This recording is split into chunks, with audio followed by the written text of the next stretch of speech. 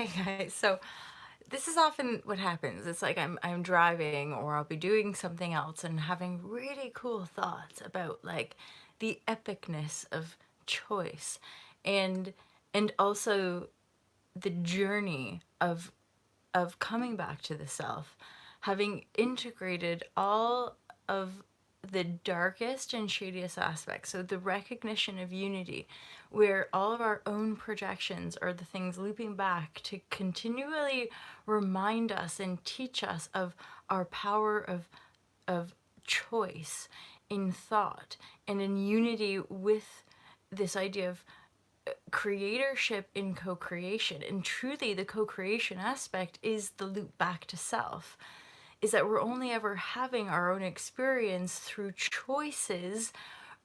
And again, whether we call them conscious or unconscious, it's only bringing sort of the darkness into the light in that moment of integration, right, where we feel the pain, where we no longer deny the depth of this mysterious experience that we're all having together, and yet as an individuated aspect of the same self. And then this loops into the train of thought where it all came from, whereas this is Atlantean fire, understanding this older paradigm perception of limitation, where we need to output energy to create energy, combustion, right? Playing with fire, this separation consciousness where we somehow have to try really hard, I use up all of our vital energy to make stuff happen, versus this leap of consciousness as a birthing of a new paradigm, which is a recognition within the self that there is only the one self choosing. And so of course we'd want to choose from a place of unity, because as we can see, separation consciousness is destruction. It's having to destroy to create.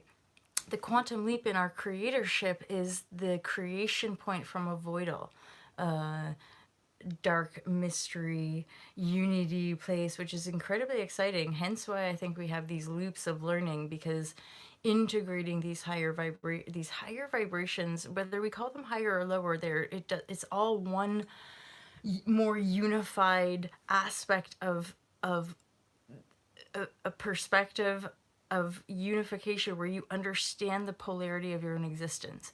You understand the depth of your own darkness within the lightness, and so you're containing more of it, hence authenticity, unification, versus higher vibrations.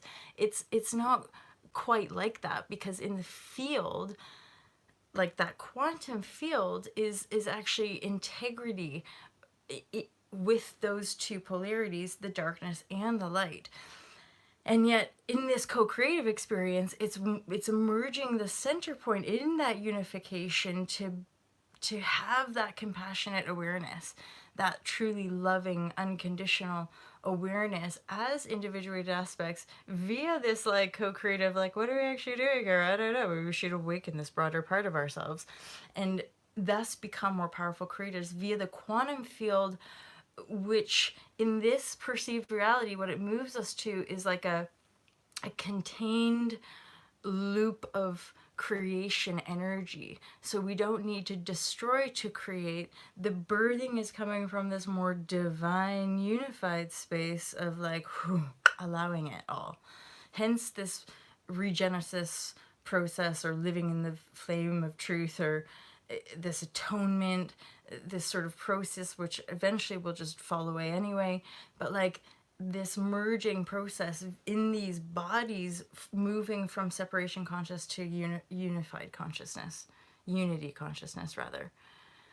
So there's some little nuggets. I've gone unlisted because I just wanted to blurt stuff out. I'm starting to address that more in real time, as far as when I'm having these cool downloads, to be like, yeah, just share them with you, because I feel they're quite juicy in my experience. You know, this is the whole thing of sharing it, is that this path, and ultimately it comes from this a lot of solitude and introspection and direct life experience, and being really transparent and vulnerable and honest, and moving into these greater depths, and finding these sort of elixir points of very tangibly the experience that I'm having in my body, as far as recognizing that creatorship in more and more direct ways, and then wanting to relay that to you, without any grandiosity, without any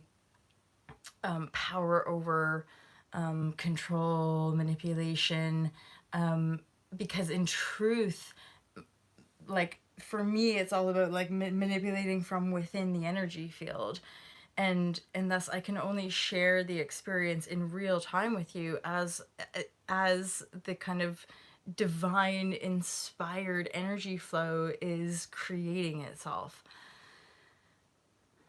And that's the kind of 0 point merged state, is this complete unknown, hence these recent shares, I suppose, of like surrender, and the delayering, how deep it goes continually,